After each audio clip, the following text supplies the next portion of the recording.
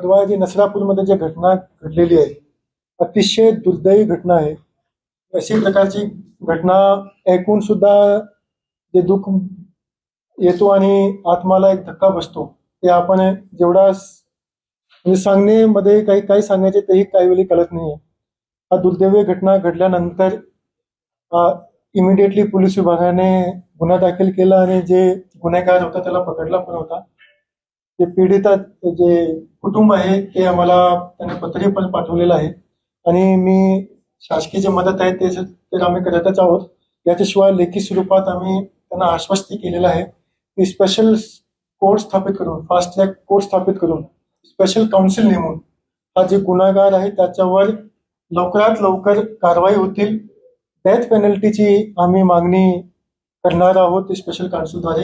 हे आम्ही लेखी स्वरूपात पत्रामध्येही नमूद केलेलं आहे आणि त्याचे कुटुंबाला दिलेलं आहे आणि शासकीय मदत बद्दल आम्ही तर केलेलं आहे आणि मला सीएम सराचे सुद्धा त्याचं डायरेक्शन आलेले आहे की इमिडिएटली करायची. त्या पद्धतीची आम्ही योग्यची कारवाई सुरुवात केलेली आहे. सर, पुण्याच्या पाणी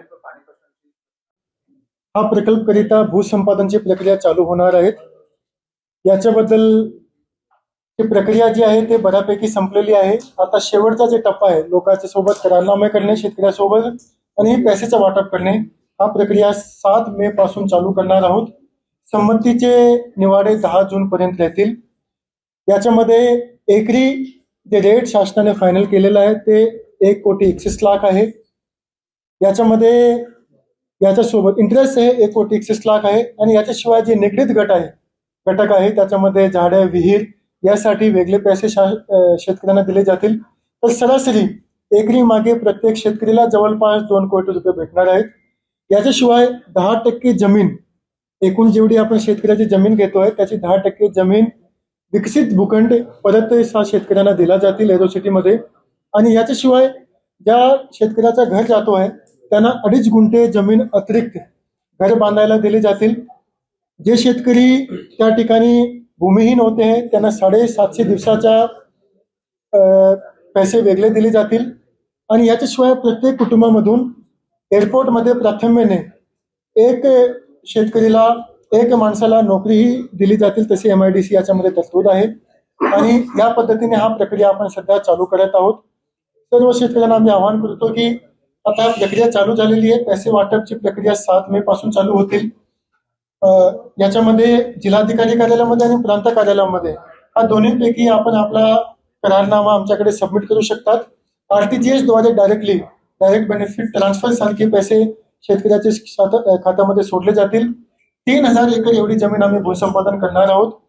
त्याच्याशिवाय जे बाहेरची जमीन होती 7,000 एकरचा जे नोटिफिकेशन निघाला होता त्याच्यामध्ये जे अतिरिक्त जमीन आहे त्याचे शिक्के काढण्याची प्रक्रिया चालू केलेली आहे. येणाऱ्या काही आठवड्यामध्ये बाकी जमीनचे शिक्के काढले जातील. आणि याच्याशिवाय 2016 पासून आतापर्यंत ज्या लोकांवर गुन्हे दाखल झालेले आहेत ते गुन्हे सुद्धा मागे घेतले जातील. त्याची प्रक्रिया ऑलरेडी चालू झालेली आहे. आणि याच्याशिवाय फार्मर प्रोड्युसर कंपनी आम्ही अल्पभूधारक शेतकऱ्यासाठी स्थापित करतोय जेणेकरून हा एअरपोर्टचा डायरेक्टली बेनिफिट त्या भागाच्या शेतकऱ्याला होणार आहे.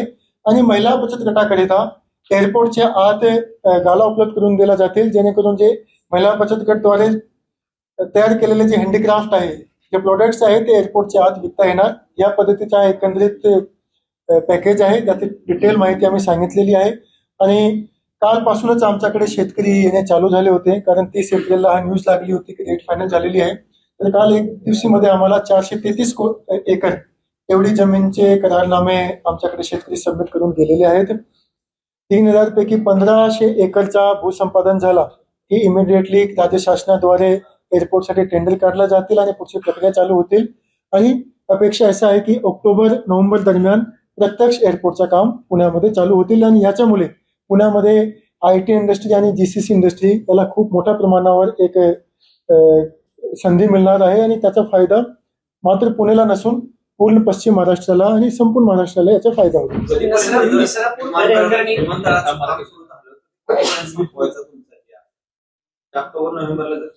आमच्या म्हणजे गव्हर्नमेंट सोबत याच्याबद्दल चर्चा करावी लागते.